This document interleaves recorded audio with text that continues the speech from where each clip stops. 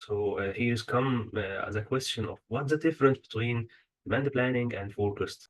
Um, to answer this question, let me share my screen because I had a case about difference between demand planning and Screen forecast. is clear now. You can start. Can you see my screen? Yeah, it's clear. Great. So when we are talking about forecast, let's start with the basics. So forecast means we are taking historical sales and the program based on sophisticated analysis can produce our future sales.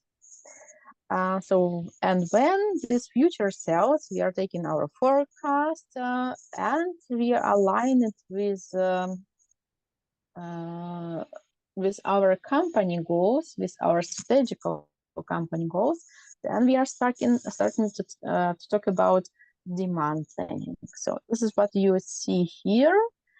Prioritize trade spends and prioritize promotions. So we already have prioritization. Another difference between forecast and demand plan is that forecasts usually based on SKU level.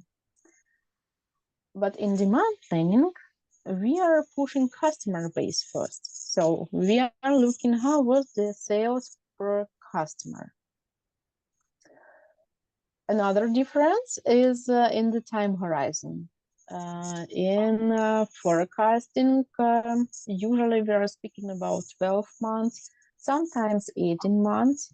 But when we are starting to do a demand plan starts with 24 months. So it means we have a plan what we are going to sell for 2 years ahead.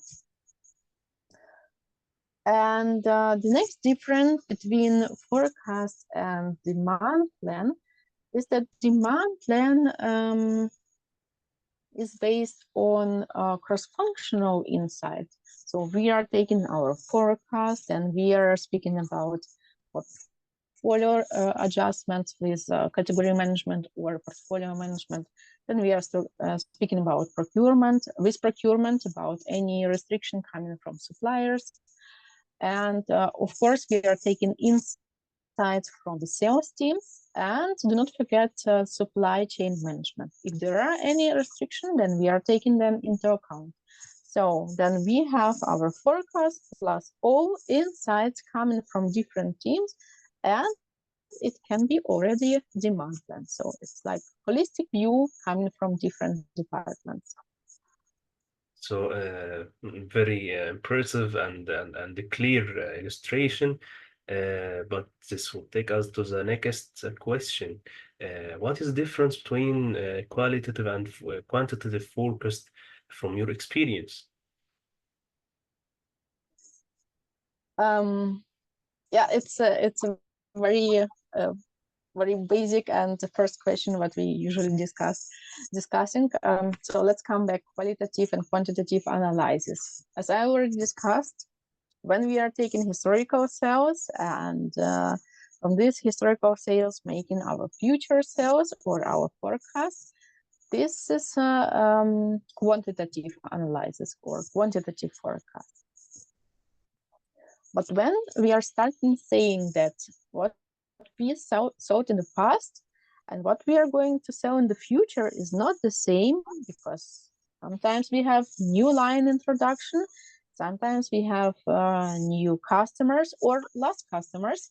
So we editing qualitative forecast, so what not seen in the past. And this is already a point where we need a demand planner. And as from now, we are speaking about quantitative analysis, and we will start already speaking about first step to demand planning. Great. So if we have, according to qualitative data, we have adjustment which is have a high effect on forecasted demand, who should have the authority to confirm that we would work according to this new forecast, which require high adjustment? Who has the authority? Which level of managerial level? Um, well, I would share the question who is responsible for the changes.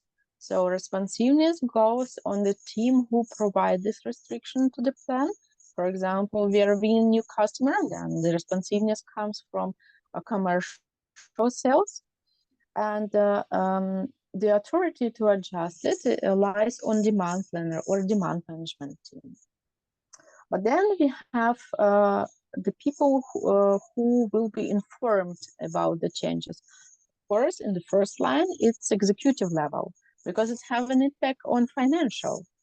And it's already the teams, what I already mentioned. So it's supply, it's procurement, it's category management, and in the end, it's also commercial side because they will know what is the impact on the finance.